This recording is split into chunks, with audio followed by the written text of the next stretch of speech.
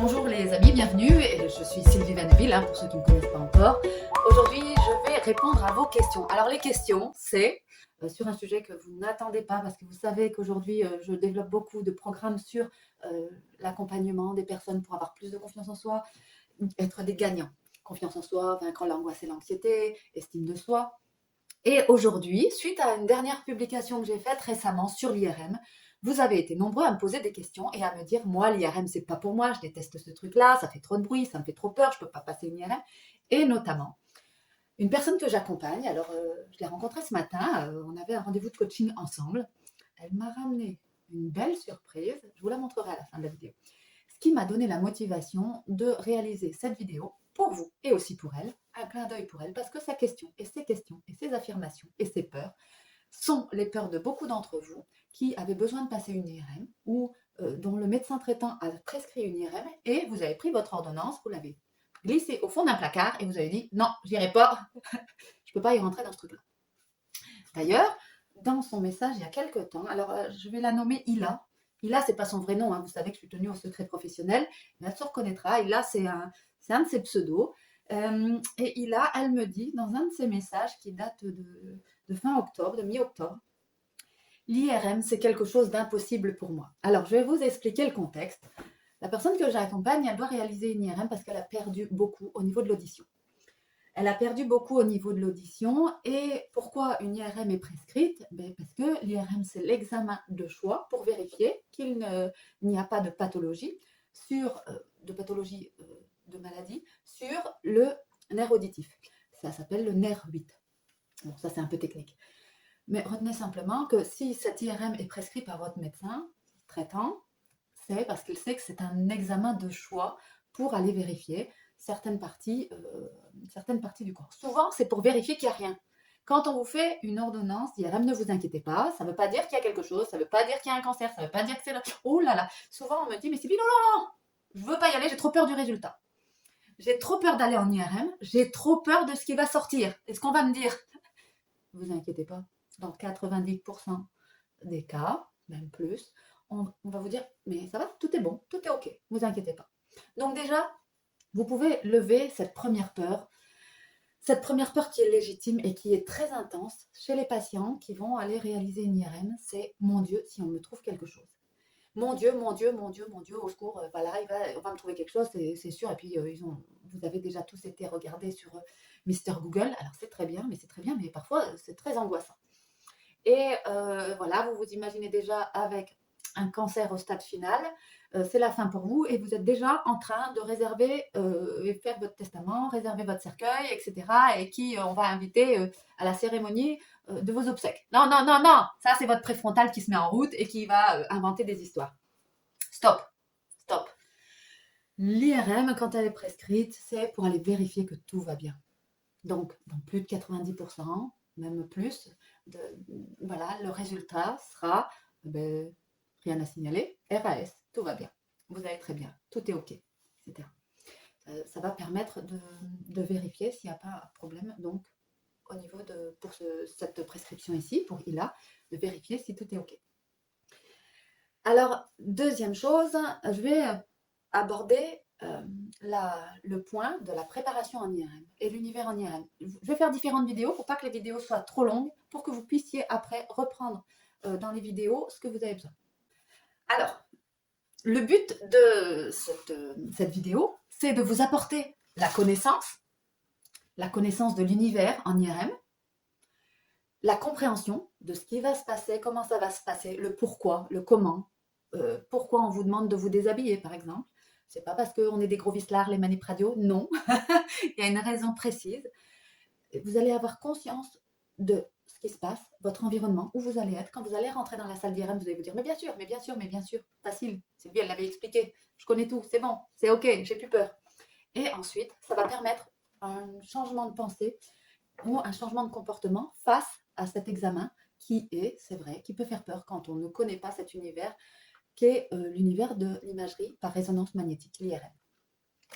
Donc, voilà, les 4 paliers, c'est avoir la connaissance, la compréhension, en avoir conscience de ce qui se passe pour vous, vos peurs, mais aussi l'univers dans lequel vous serez, votre environnement. Quand on connaît bien son environnement, on adapte nos comportements.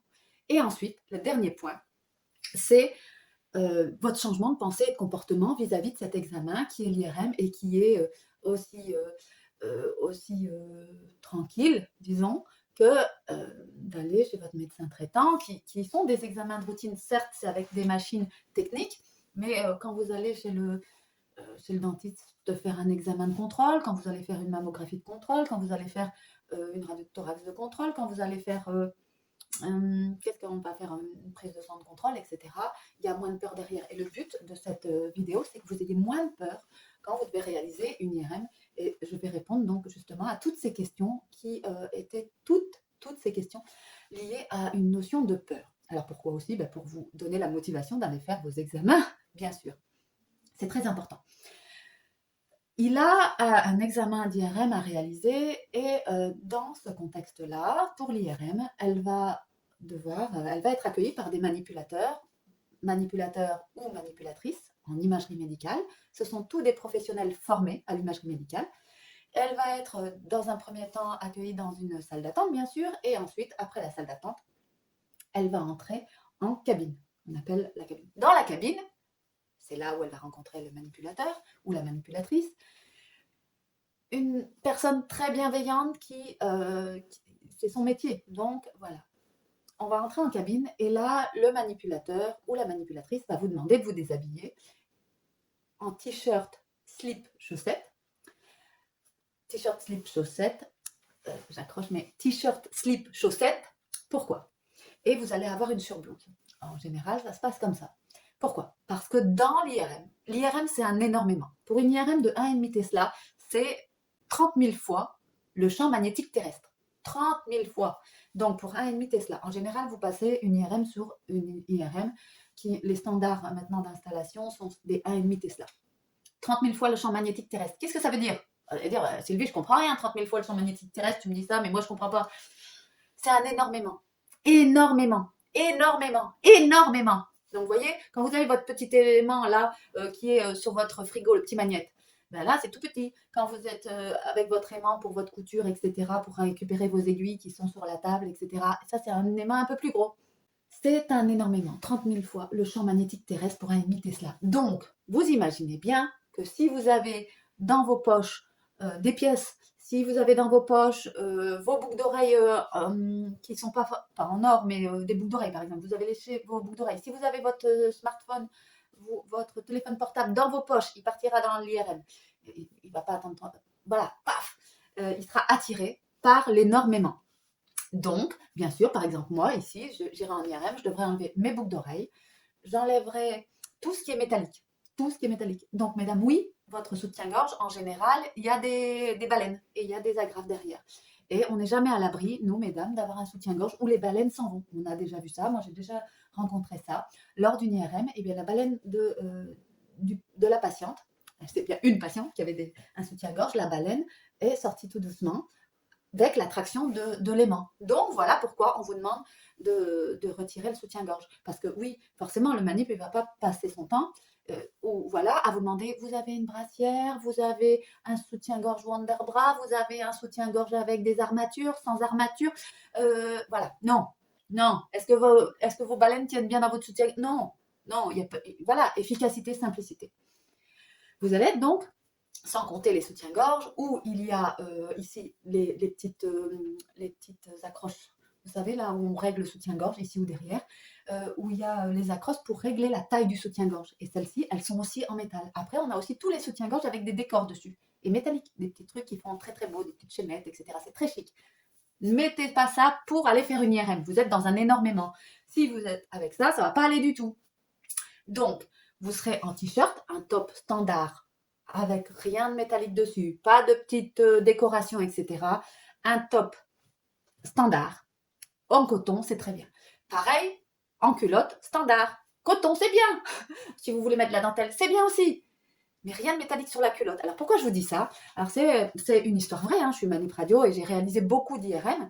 Et sur la table d'IRM, on a installé la personne et on avait justement, je me souviens très bien, on avait une IRM pelvienne à faire. Et on fait l'IRM, etc. On commence l'IRM et je suis devant mon écran et je me dis, pas normal, on n'a pas d'image. C'est pas normal, il n'y a pas beaucoup d'images. On n'a pas récolté assez de signal. Nous, en IRM, on parle de signal. On n'a pas de signal. Un peu de signal. C'est bizarre. C'est bizarre. Il y a un artefact. Donc, je vais voir la patiente qui est dans la table d'IRM. D'abord, je parle au micro. Je dis, madame, est-ce que vous avez un piercing? Non, non, non, non, non. Elle était bien en t-shirt, slip, chaussettes. J'avais bien vérifié, rien de métallique sur elle, etc. Madame, vous avez un piercing? Vous avez oublié d'enlever un piercing? Non, non, non, non, non, non, non. Madame, vous avez quelque chose de métallique dans le corps? Non, non, non, non, non. On relance une série d'images, bien sûr, puisque c'était pas bon, mais on se dit, bon, on va la relancer. Donc, on reprend 3 minutes pour faire une série d'images, environ 3 minutes, 2 minutes 30, 3 minutes, ça dépend. 3 minutes 30, ça dépend ce qu'on veut comme qualité, ce qu'on a besoin de voir, hein, ça dépend l'image qu'on a besoin, si c'est un T2, ça c'est très technique, mais vous inquiétez pas, on verra ça plus tard. Et ça marche encore une fois pas. Et là, donc, je retourne dans la salle d'IRM, je ressors la personne, je regarde à l'intérieur du tunnel de l'IRM, je vous expliquerai aussi la taille du tunnel, etc., pour que vous soyez à l'aise avec ça. Je regarde à l'intérieur, non, rien de métallique, je regarde mon antenne, non, rien, mais je comprends pas, je réinstalle. Et en fait, 3e fois, je dis, mais c'est pas possible, voilà. Et là, me vient à l'esprit de redemander à la dame, voilà, au bout de la 3e fois, madame, est-ce que vous avez quelque chose de métallique sur votre culotte? Et là, elle dit, eh oui, eh oui. Donc, elle avait une petite chaînette sur la culotte devant, qui était très jolie d'ailleurs. Ça, voilà, ça n'enlève rien. Elle avait mis sa plus belle culotte pour venir nous voir. C'est très bien, mais c'était parti d'une bonne intention. Ne faites pas ça. Mettez votre plus moche culotte en coton, voilà, l'important c'est qu'elle soit propre et voilà, qu'il n'y ait rien de métallique. Rien de. Il y a des concepteurs de culottes, comment on dit ça, des créateurs de culottes ou des marques de culottes qui, sur les côtés, ici, mettent un petit rond là, métallique pour reconnaître leur marque. Ne mettez pas ça non plus. Vous ne prenez pas ces culottes-là. La plus simple possible, sans rien de métallique dessus. C'est pareil pour les culottes où il y a vraiment des incrustations comme ici, comme dans ma chemise ici, avec des choses très métalliques dedans. Vous ne mettez pas ça. C'est très joli, vous ne mettez pas ça. Voilà, ça va vous tranquilliser, vous ne serez pas obligé de finir sans culotte. Parce que oui, cette dame, pour pouvoir réaliser son IRM pelvienne, cette fois-là, on a dû lui faire enlever la culotte. On a cherché pour avoir une culotte de bloc pour qu'elle se sente quand même plus à l'aise et pour préserver son intimité. Bon, les culottes de bloc, ceux qui connaissent et qui ont déjà été au bloc avec ces culottes en genre de filet, c'est très, très, très, très moche. Bon, ça a fait son... Voilà, mais voilà, mettez votre culotte tranquille et vos chaussettes sans rien de métallique dessus. C'est important, cette préparation, c'est important de comprendre et de se dire non, mais ce ne sont pas des petits vislards en IRM, voilà, on est dénudé, etc. Voilà. Le fait d'être en t-shirt, slip, chaussette, c'est pour votre sécurité. Donc c'est pareil, pas de montre, pas de boucle d'oreille, pas d'appareil dentaire, pas de pince dans les cheveux, d'élastique avec quelque chose de métallique, pas de pince à chignon dans les cheveux parce que ça partirait dans l'appareil. On va vérifier qu'il n'y ait aucune contre-indication, c'est-à-dire pas d'éclat métallique dans les yeux, pas de pacemaker, et on va contrôler le pacemaker pour voir s'il est compatible. Maintenant, beaucoup de pacemakers sont compatibles avec la technologie IRM, imagerie par résonance magnétique. Donc, nous, les manipulateurs radio, vont contrôler tous les points pour vous garder en sécurité. Vous n'aurez aussi ni bague, ni bracelet. Alors, pour la tranquillité, laissez-les chez vous. N'emmenez pas tous vos bijoux, etc., votre rivière de diamants, etc., avec vous, puisque vous devrez l'enlever quand même et mettre dans le sac à main, etc.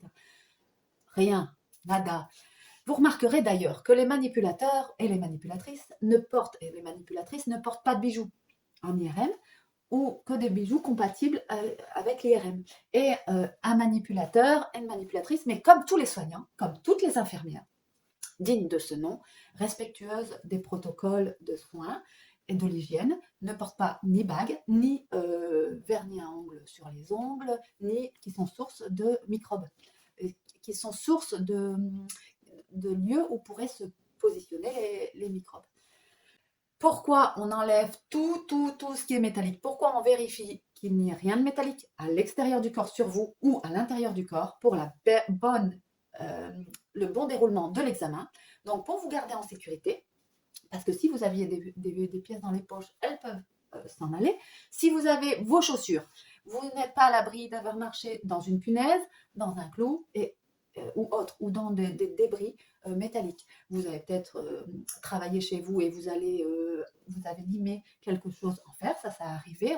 On retrouvait dans les IRM. Dans les IRM, on trouve plein de choses. Hein, ça, c'est, on retrouvait des pièces de monnaie, des clous, des vis, des punaises. Ben oui, pourquoi une punaise? Comment une punaise peut rentrer en IRM?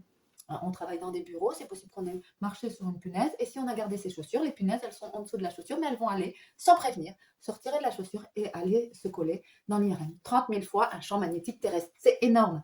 Donc, voilà.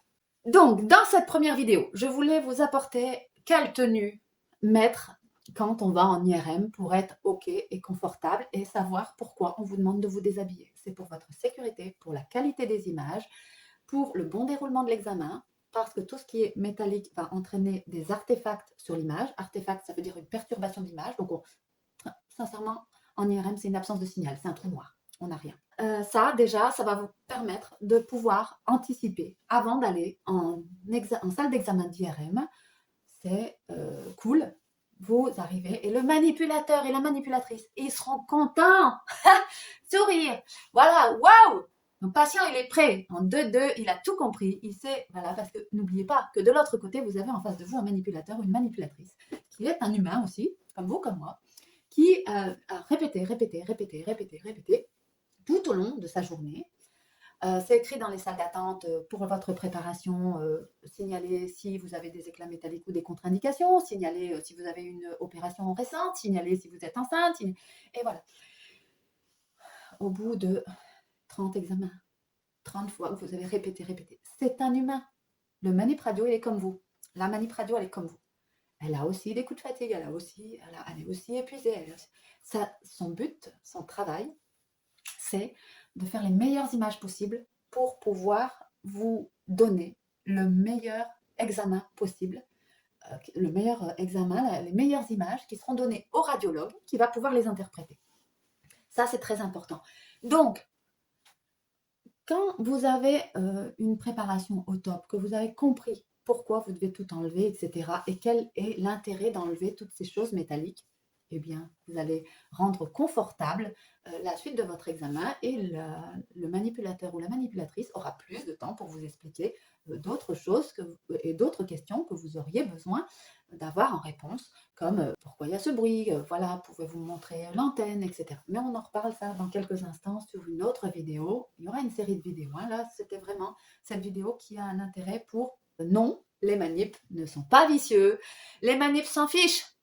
Belle culotte, moche culotte, etc. On s'en fiche, on en voit passer tous les jours. C'est comme tous les professionnels de santé. Ils se fichent de votre culotte, de votre chaussette, et que vous ayez des chaussettes, des trous dans vos chaussettes, on le voit même pas. Que voilà, rien. On n'a pas fait ce métier de professionnel de santé pour faire du jugement vestimentaire. Vous avez un trou dans vos chaussettes, et ben ça vous rend complètement humain. Nous aussi, on en a des trous dans nos chaussettes. Nous aussi, on a des trous dans nos chaussettes. Nous aussi, on a des chaussettes qui s'usent. Et c'est OK. Et oui, parfois, on prend les chaussettes dans notre tiroir, on met nos chaussettes et on a un trou. Et oui, et alors? Et en plus, c'était nos chaussettes préférées. C'est celles sur lesquelles on est plus confortable. Mais oui, bah oui, elles vont s'user, bien sûr. Tout s'use. Et c'est OK. C'est pas grave, rien de méchant. Et on va pas se souvenir de vous comme quelqu'un de négligé parce que vous avez un trou dans vos chaussettes. Bien au contraire, non, on saura que vous êtes un vrai humain. C'est pareil pour les infirmières, elles ne jugeront jamais votre culotte, votre soutien-gorge, votre chaussette, etc.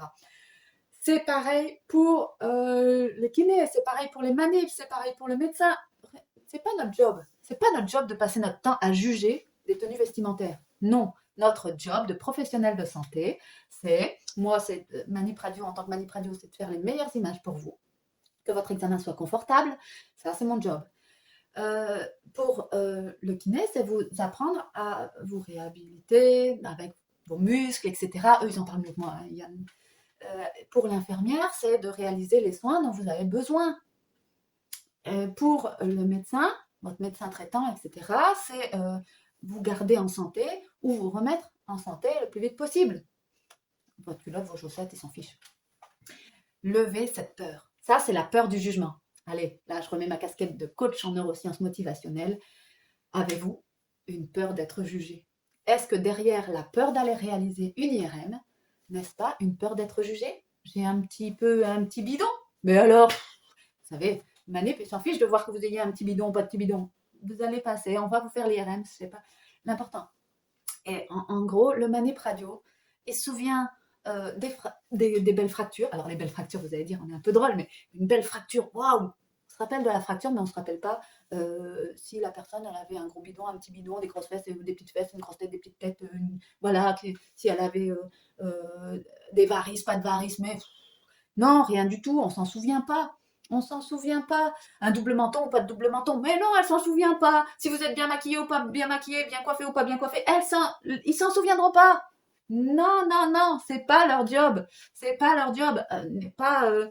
Voilà, c'est pas du tout leur job. Leur job, c'est de faire des images pour vous, pour que vous puissiez être soigné et que pour qu'il puisse y avoir de la correspondance avec les médecins et que vous soyez soigné le plus vite, le plus rapidement, le mieux possible. Oui, et en toute sécurité. Voilà, donc ça, c'est la première vidéo que je vous livre là pour vous rassurer, pour rassurer Ila. Donc Ila, tu vas pouvoir réaliser ton IRM si tu choisis de la réaliser, hein, si tu choisis de sortir ton ordonnance du placard. Pour ton IRM, eh bien, il te suffira, et ne t'inquiète pas, tu es la plus belle femme au monde. Dis-toi que tu es la plus belle femme au monde et que tu seras traitée comme la plus belle femme au monde pour faire ton IRM. Tu seras à l'instant où ça sera ton instant pour le manip radio, quand ça sera ton moment, ça sera ton IRM, tu ne seras que le centre d'intérêt du manip radio ou de la manip radio qui aura aux commandes son appareil et qui va t'installer et qui va réaliser cet examen. Le poids, grosse, mince, etc., on s'en fiche, tu peux y aller sereinement. La seule chose où tu vas faire très très attention, c'est que tu ne mets pas ta rivière de diamants, tous tes bijoux, etc. et tous les grelots que tu peux avoir sur tes sous-vêtements. Non, tu enlèves tout ça. Voilà, voilà, je vous embrasse et on se retrouve très vite sur la prochaine vidéo. Alors la prochaine vidéo sur l'IRM, je vais vous parler plus technique. Je vais vous parler de la salle d'IRM, le tunnel en IRM. On va un petit peu dédramatiser tout ça pour vous dire que, en fait, c'est tout simple. Je ferai des dessins, je ferai des images, je ferai des... Voilà, et on y va ensemble, tranquille. Allez, je vous adore. Passez une très bonne journée. Dormez sur vos deux oreilles. Les manips sont là. Bye bye.